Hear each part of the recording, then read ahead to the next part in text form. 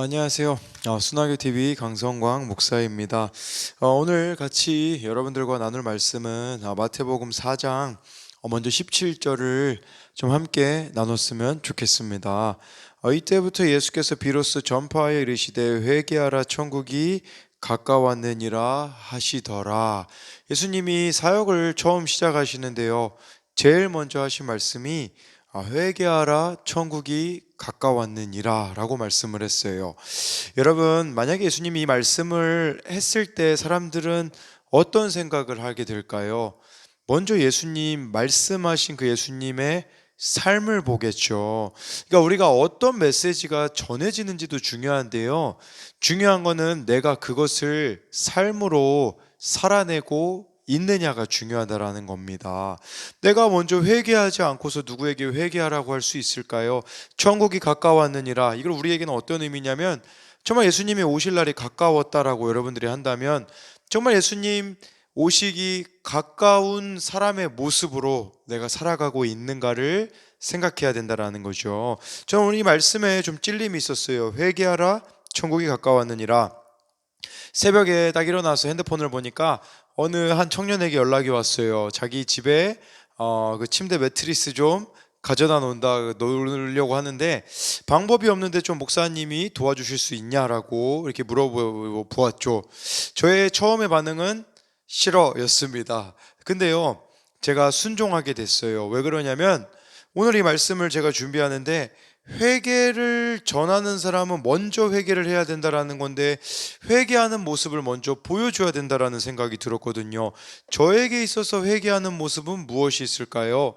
사랑하지 못하는 사람을 사랑하는 것, 이것도 바로 회개의 모습이라는 생각이 들었거든요. 제 인간적인 생각으로는 가고 싶지 않은 마음이 있었지만 제가 그래도 가겠다고 하나님의 말씀에 순종하여서 갔고, 실제로 그 청년에게 또 이 이야기를 해줬어요. 내가 이 자리에 오는 것이, 이거 데려다 매트리스 가져다 주는 것이 나는 솔직히 인간적인 마음이나 관계에서는 싫었어. 근데 하나님 말씀이니까 순종하였어 라고 이야기를 해줬거든요. 막상 다녀오니까 물론 한 4시간 정도 걸렸네요. 갔다 오니까. 근데 제 마음 가운데 정말 큰 위로와 평안함이 있었던 거예요. 그러니까 우리가 정말 매일매일 그리스도인으로서 이루어져야 되는 작업은 회개입니다. 여러분, 자꾸 신앙이 뜨거웠던 때를, 과거를 생각하시면 안 돼요. 첫 번째 여러분들에게 드릴 수 있는 질문은 여러분들의 신앙은 현재형인가요? 현재 여러분들은 예수님을 뜨겁게 사랑하고 있나요?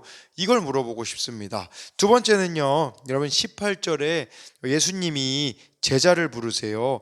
갈릴리 해변으로 다니시다가 두 형제 곧 베드로라 하는 시몬과 그의 형제 안드레가 바다에 금을 던지는 것을 보시니 그들은 어부라. 그러니까 예수님이 금을 던지는 거를 이 베드로라는 시몬과 안드레는요, 어부였거든요. 그 금을 던지는 거를 보시고, 이 보셨다라는 단어는 현재 시제로 되어 있어요. 한 번 보신 게 아니라 지속적으로 보셨다라는 거거든요. 예수님이 어떤 사람들을 제자로 뽑으셨나요? 성실한 사람들을 저는 뽑았다고 생각을 합니다. 왜냐하면요, 믿음이라는 단어에 신실함, 성실함이라는 뜻도 포함이 되어 있거든요. 여러분들이 하나님을 믿는다면 성실한 사람이 되어야 한다라는 겁니다. 그래서 우리가 매일 큐티하는 거, 이것도 바로 성실함이라고도 볼 수가 있겠죠. 그런데 여러분, 큐티만 열심히 해서는 안 돼요. 여러분들의 일상도 잘 살으셔야 된다라는 거죠. 한 가지 예를 들면, 저는 필리핀에서 생활을 할 때 있잖아요. 바빴어요. 대학교 때는 특히 선교단체에 있다 보니까 수요일 날은 이제 선교단체 훈련 가야죠. 그 전도 모임 가야죠. 찬양팀 연습 가야죠.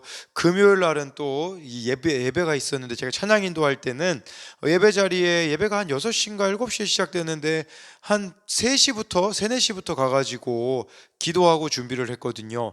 근데 문제는 제가 기억이 나는데 어느 학기에는요, 토요일 날 수업이 있는 학기가 있었어요. 그러면 제가 금요일 날도 예배도 드려야 되고 토요일 날 수업도 들어야 되잖아요. 그리고 제가 일주일에 한 5명의 저희 순원이라고 해서 CCC에서 제가 돌보는 사람이 5명이 있었거든요. 이 5명을 매주 만나다 보니까 또 교회에서는 위원장도 했었어요. 그 SFC라고요. 거기서 이제 회장을 위원장이라고 하는데, 그러다 보니까 제가 시간이 정말 없었거든요. 어떻게 했을까요? 금요일 날은요, 밤을 샜어요.